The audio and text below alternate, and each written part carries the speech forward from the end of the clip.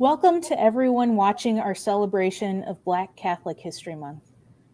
My name is Sister Eilish McCullough, and I am the Grassroots Mobilization Fellow here at Network. Today I am joined by Joan Neal, our Deputy Executive Director and Chief Equity Officer, and Dr. Tia Noelle Pratt. This month, Network is lifting up the voices of Black Catholics. It is our hope that our conversation today will inspire our field to educate, organize, and lobby for justice. Dr. Pratt is a higher education professional, researcher, and inclusion and diversity specialist based in Philadelphia, Pennsylvania. She received her PhD in sociology from Fordham University in 2010. Dr. Pratt's research examines the intersection of race and religion and the ways systemic racism impacts the experience of religion. Currently, she is the Director of Mission Engagement and Strategic Initiatives, affiliate faculty, and editor-elect of the Journal of Catholic Social Thought. She is also the curator of the Black Catholic Syllabus. Thank you, Dr. Pratt, for joining us today. And I will now turn the conversation over to Joan. Thank you, Sister Eilish. Dr. Pratt, Tia, how are you? Welcome. Thank you. Thank you for having me. I'm good. Thank you. It's great to be in conversation with you this afternoon, and especially during this month of Black Catholic History celebration. Maybe we could start with you telling us just a little bit about yourself. Like, where are you from, and what has been your area of scholarship? Tell us how we can come to know you. Sure. I am originally from Philadelphia, and I am a sociologist, particularly a sociologist of religion by training. And currently I work as the Director of Mission Engagement and Strategic Initiatives at Villanova University. And as part of that, I am involved in a number of different events on campus involving, really, in a nutshell, really articulating and advancing the university's commitment to anti-racism through a particularly and distinctly Catholic lens, in order to make clear that this anti-racism work really is mission-driven and mission-focused. Mm-hmm. In terms of my scholarship, my work as a sociologist involves systemic racism in the Catholic Church and how that racism impacts African American Catholics. And through identity formation, through resistance to racism, in particular, is where my focus lies. So I've been really engaged in this work since I was an undergraduate. It has evolved over the years, particularly in my graduate school years at Fordham University. But it's truly my life's work, and being called to this work is something I'm deeply proud of, and I am engaged in and excited about this work, even though it is difficult. It is. I'm not gonna lie. It's hard work, but it's important work, and it is a privilege to do it. Yeah. Well, thank you. And I just find it very interesting that you have focused your scholarship and your work on the intersection between race and religion, and particularly focused on Black Catholics. Mm-hmm. You and I both know that, not very many people who do research or who are experts in sociology or religion focus on Black Catholics. What made you decide to hone in on that particular intersection? Yeah, thank you for that question. When I was growing up, and I grew up the first part of my childhood in a predominantly Black parish. And so, in my going back many generations through multiple countries, my long, family history as part of the Catholic Church, and growing up in the parish where I spent the early part of my childhood, it never occurred to me that there were people who thought there was no such thing as Black Catholics. But as an undergraduate, I began to become aware that that is the most common thinking both within and outside of the church. And so one of the things that first got me interested in this work was to be able to dispel that myth. And so and then as that progressed into scholarship, I learned that in the scholarly community, there aren't many people at all who do this work. And that intersection of race and religion is particularly rare, and it's something I write about as well, and something that I feel like my work can contribute to moving the scholarship and scholarly discourse forward in a way that it needs to, because we can't look at religion truly effectively without also looking at race. And we can't look at race truly effectively without also looking at religion. And so whether it's in sociology or some other academic discipline, we are not doing the work of scholarship on race or religion the service it deserves unless we're also looking at the other one. Yeah. Yes, I absolutely agree with you on that. And as an example of how you've done that work, you've published the Black Catholic Syllabus. So tell us about that. Tell us about that piece of scholarship, why you developed it, and what it is, and how you'd like us to engage with it. Sure. Thank you for that. And I'm very proud of the Black Catholic Syllabus. And it launched back in the summer of 2020, which we all know was a very tumultuous time, a tumultuous time that continues really. And this, I found that, that moment of the summer of 2020 called us all to concrete action. And I saw the Black Catholic Syllabus as something specific that I could do to contribute to the moment that we were all living in.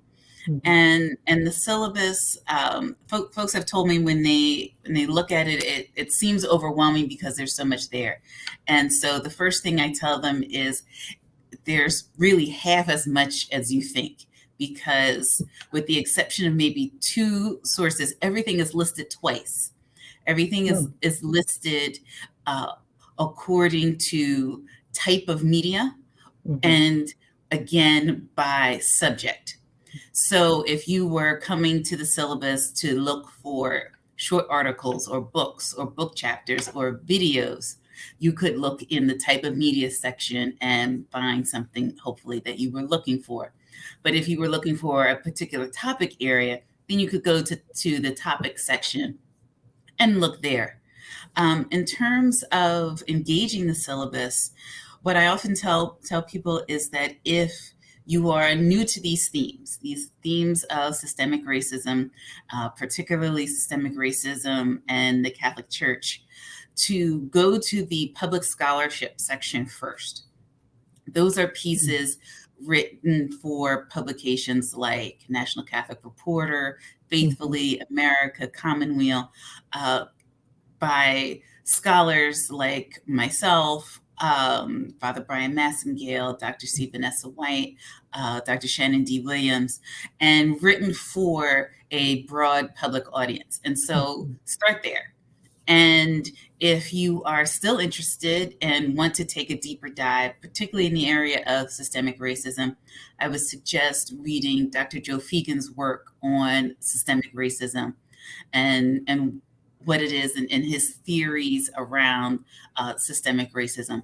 And from there, just really, go where the spirit and your interests take you, whether it's on spirituality, whether it's on theology, whether it's one of the videos or more of the public scholarship work. So that is my kind of ongoing recommendation if someone is just starting out with the syllabus. Yes. So it seems that it is particularly accessible, sort of no matter where you choose to start. There's there's a place for you to enter into the syllabus itself, and then to let your interests and the spirit guide you where you want to go next. Exactly, and that was really my intention. Whether this was for academics who thought who really thought about their syllabi for their courses and wanted to make some changes, or members of the general public who wanted to engage these themes, and everybody in between. My intention was for everyone to be able to use this resource. Well, I think you've achieved that. And along those lines, and how have Black Catholics received the syllabus? So Black Catholics have received the syllabus. Ones that have shared their thoughts with me, I learn every week about someone who engages and appreciates the syllabus that I previously hadn't known about. So the ones that I do know about are appreciative that it exists for their own edification, so that they can share with groups they belong to, their churches. One of the things that I hear a lot is learning some of these things, particularly a lot of the work perhaps that I do or Dr. Shannon D. Williams does around racism, that these are new things, even for African American Catholics, to learn these details and to learn just how expansive some of these issues are, and not just limited to the parish or the diocese where one grew up, and that it truly is systemic, system-wide. And so that has been gratifying to know that it has helped people, particularly in the Black Catholic community, but across the academic community, the Black community, regardless of religion, the Catholic community, regardless of race. So that has made it all very worthwhile. That's wonderful. And you talked earlier a little bit about you did this as a way of contributing to the kind of the moment that we found ourselves in last year, and we are still in now, I would venture to say. What are some of your hopes and dreams for the impact that the syllabus might have, not just on Catholics, but on anybody who might pick this work up and engage with it? My hope is that folks who engage the syllabus will challenge themselves, will really challenge themselves to think about issues that perhaps they hadn't considered before, to engage material that perhaps they wouldn't have otherwise engaged, whether it's books, scholarly books written by some of our top scholars, like Dr. Sean Copeland or Father Brian Massengale, or really just to share with their friends and loved ones that this is a resource that's out there. There so many people have said that they want to engage with these issues, but they don't know where to start, and that's really what the syllabus is. It's a place to start. In whether you just kind of jump in or you jump in with the guidance that I talked about earlier, with starting with the public scholarship section and then kind of moving out from there. Yeah. Well, and I'm also thinking that beyond just education as it regards the syllabus itself, that it could be the basis for forming people to take action. And I'm sure you're aware, here at Network, we engage our members in our field in advocacy, in action in the public square. And I'm wondering if you have some thoughts about how people might be able to use the syllabus to do that, to sort of, educate themselves in order to bring their voices to public policy. Well, I would say the first thing is really, this is we're in Black Catholic History Month, and there's so many who don't know that Black Catholic History Month exists. And so even that is a place to start. If you are advocating, in your parishes, in your diocese, where are Black Catholics in those spaces? And if Black Catholics aren't there, then you need to ask why. Yeah. And in so many of our dioceses that used to have offices of Black Catholics, they aren't anymore. There are only a handful of dioceses that still have offices of Black Catholics. Mm-hmm. So asking key questions around that, in terms of more broader types of advocacy. One of the things that I hope happens through the Black Catholic Syllabus is that folks start to realize the ways in which the systemic racism that we see in the broader society and in the church runs parallel. Mm-hmm. And so, when we engage issues of erasure or where are the Black folks in these spaces, that those same questions apply to the broader society, to broader advocacy, in terms of education, in terms of issues that are important as we move forward, like the death penalty and gun violence and climate change and other environmental issues. When we look at the ways in which something like air pollution or ground pollution impacts neighborhoods, we need to think about that. We need to think about the communities around the country that don't have proper drinking water. Flint does not still does not have drinking water. There are other communities in Michigan. There are communities in Mississippi. There are communities all over the country that don't have something as basic as clean water to use. And so I'm hopeful that as folks start to engage these issues and ask these core questions around issues of church life, that it doesn't stop there, and that it expands to broader issues of civic life and engagement as well. Yeah. I certainly do think, having looked at the syllabus, that the potential is there for people to engage it in just that way. And so I want to encourage all the people who are listening today to our conversation to keep that in mind as they are looking at the syllabus itself. So as you were talking, I was thinking about the situation that Black Catholics are in the Catholic Church today, notwithstanding the history of systemic racism in the church. We are in a particularly, I would say, challenging moment right now as members of the Catholic Church, as Black Catholics in the church. And I'm wondering what wisdom you might want to pass on, or even questions that you just might want to ask of the Black Catholic community right now, and then the broader white Catholic community, as to how we can, within the church, address this systemic evil. Yeah, thank you for that. And I wish I had perfect answers.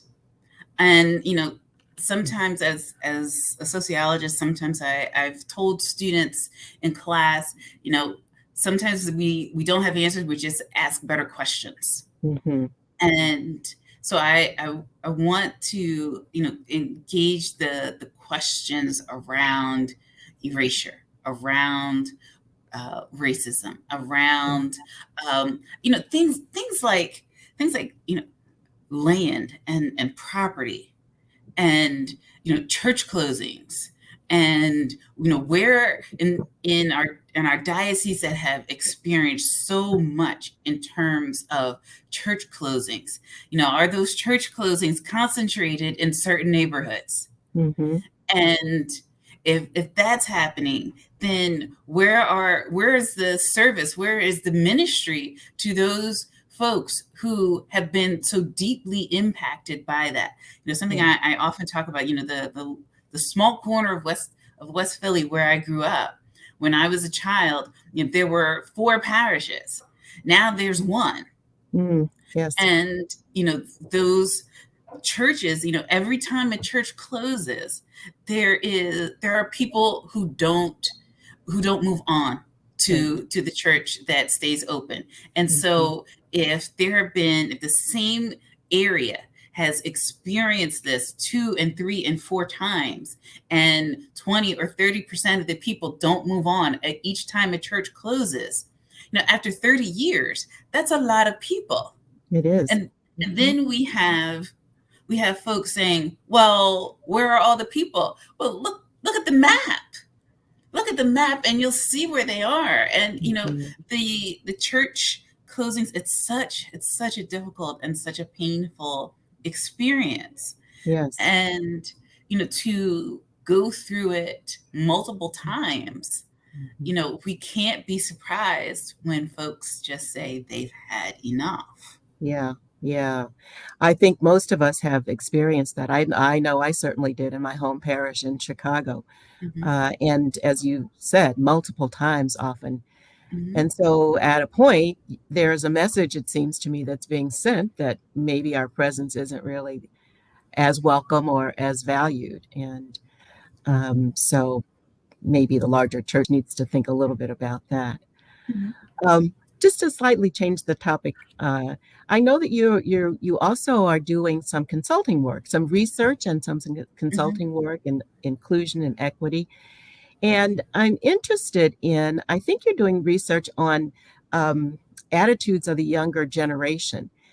And I'm wondering if you could tell us a little bit about that and how it intersects with the work that you have been doing. Sure. The attitudes and experiences of young adults in the church is so important.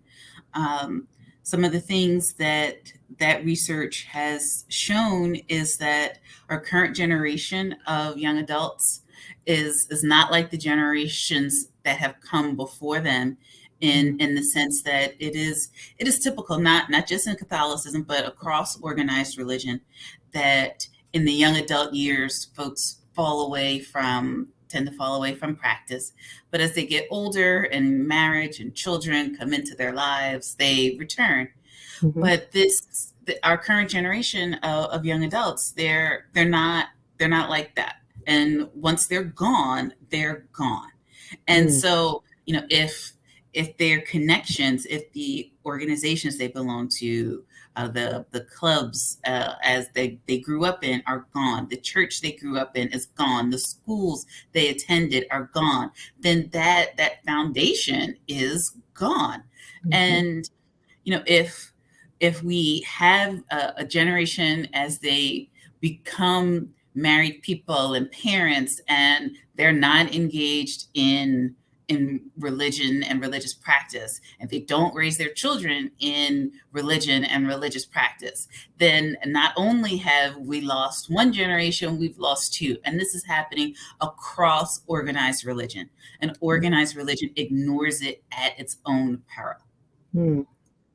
So I don't want to sound alarmist, but it's time to raise the alarm. It's past time to raise the alarm. It seems that way. I mean, what will happen to the Catholic Church, for instance, if there are no young people to take the places of those of us who have been around for a while? Exactly. Not including you, Dr. Exactly. But and when we see movements and organizations that our young adults are committed to and believe in, when we see those movements and organizations dismissed by church leadership, as we've seen recently, then that's also telling our young adults that there's nothing for them here. So why should they come back if organizational leaders are telling them that there's nothing for them? Yeah. So that means that those of us who are carrying a message out there have to find ways to include them, to bring them in, to welcome them, to to encourage them to know that their presence, their contribution is valued. Absolutely. Yeah. Well, I also know, I think, that you have written another book along these lines, and maybe I thought you would want to tell us a little bit about that. Well, sure. Well, it's not quite finished yet. Uh-huh. I'm getting there. Right now, it's called "The Faithful and Devoted," which comes from a comment that a woman that I interviewed made about Black Catholics being faithful and devoted to the church despite all of the hardships, both those presently in the church and really the collective and generational burden that we carry from those who came before us. Yeah. And so the book does it tries to do a number of things, and hopefully not too many things at once. I Next semester here at Villanova, I'm going to teach my signature course, Sociology of African American Catholics, and I really see this book as kind of the course in book form. So if you're not able to take the course with me, you can kind of have it as this book. Wonderful. So really, kind of what it does is tries to dispel once and for all the myth that there's no such thing as Black Catholics, because we know that that's not true. It connects the dots of systemic racism and through time, in terms of there are a number of wonderful books that concentrate on place and talk about New York, Baltimore, Chicago, and the issues around African Americans and systemic racism that happened in those places. One of the things that I try to do is talk about how all of those things are happening at the same time, which is what makes it systemic and really pushes back against those who try to dismiss the existing work as well. That just happened in Chicago, and so it's just one place.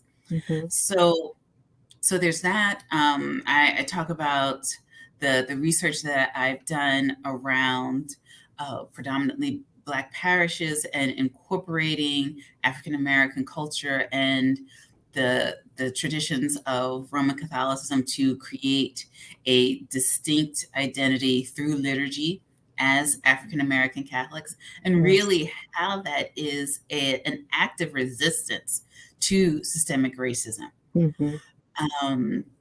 And then I talk about contemporary parish life through interviews, and that I did mostly in the Philadelphia area, but not exclusively. And I spent a fair amount of time talking about St. Peter Claver Church in Philadelphia, really as an exemplar of what can happen when Black Catholics work and fight so hard to have a place where they are welcome. And that for so long, Black Catholics weren't able to worship in existing churches, or if they were, it was only for a short amount of time. And that's why the St. Peter Clavers and the St. Benedict de Moors and the St. Martin de Porres parishes have come really into being. And really just kind of conclude with some thoughts around my own lived experience, both as a scholar and as a practitioner of Catholicism, and how all of that really has come together. Wow. Well, I'm certain that book will be wonderful, as great as the Black Catholic Syllabus, and be a wonderful reflection of your scholarship, your experience, your history, and all of that. And I guess maybe my final question might be, what gives you hope? As a Black Catholic, should I just throw up my hands with this church and say, why am I still here? I should just walk away?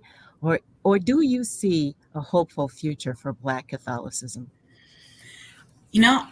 To be completely honest, I have my moments. If your viewers that have read my work, particularly an article that I did for America back in 2019, you will know I have my moments where I look around and have one foot out the door, and that other foot is picking up off the ground. Yeah. But I think about, and this is something I write about towards the end of the book. I think about the people who have been real pillars of Catholicism in my life. Three in particular. My grandfather, his sister, and their uncle, my great uncle, who are all deceased now. My grandfather and his sister, in the two of them in the last year, and think about their witness, that was very different, but still their witness, and the need to step into that role in my family as I get older, and what that means. Particularly where the assumption that if you were raised in Catholicism or any other religious tradition, the assumption that you will stay as an adult just isn't there anymore. And so, it makes it a lot harder. So, the call to, stay is not always louder than the call not to, but in the end, for me at least, it is stronger. But like I said, to be honest, I have my moments. Well, I think that is the experience of every Black Catholic that I have talked to over time. But as you said, we are still here. And so that, I think, is the hopeful note that we might end today on. And we're still here, and we've always been here. And yes. And that's just that there have been Catholics of African descent as long as there have been Catholics. Yes. And that's something that, has to be said more and more. Well, thank you certainly for your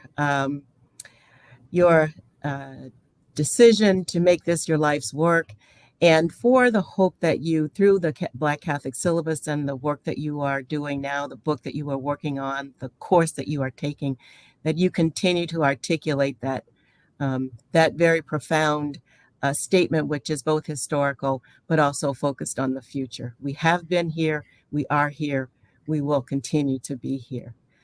Dr. Tia Noelle Pratt, thank you so much for a wonderful conversation. We really appreciate you being with us this afternoon. Well, and for those of you who are out there listening and with us this afternoon, if you'd like to know more about how to get engaged with Network, or if you'd like to find out a link to Dr. Pratt's work, please email us at info@networklobby.org. Thank you again, Dr. Pratt.